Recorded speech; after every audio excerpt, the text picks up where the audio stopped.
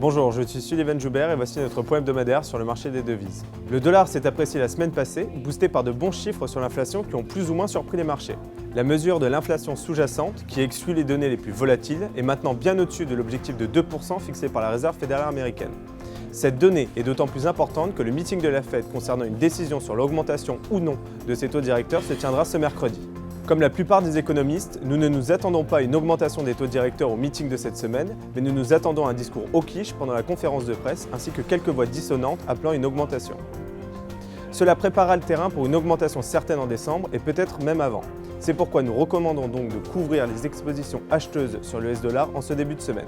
Dans le même temps UK, la livre sterling a chuté à nouveau à ses plus bas contre l'euro et le dollar, bien que très peu d'informations d'importance aient été publiées.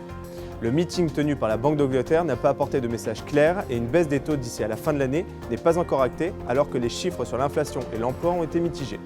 En zone euro, l'absence de publication d'importance la semaine passée a poussé la devise commune à traiter en ligne avec les informations venant des États-Unis. Sans surprise, les chiffres robustes sur l'inflation de vendredi aux US ont assommé l'euro qui a fini la semaine à moins de 1,12 contre l'US dollar. Cette semaine, il faudra faire attention aux chiffres sur le PMI où peu de variations devraient être observées. Très peu de données macroéconomiques d'importance seront publiées dans les prochaines semaines en zone euro et les yeux devraient rapidement se tourner vers le prochain meeting de la BCE du 20 octobre. Mention spéciale cette semaine au dollar canadien et surtout au peso mexicain.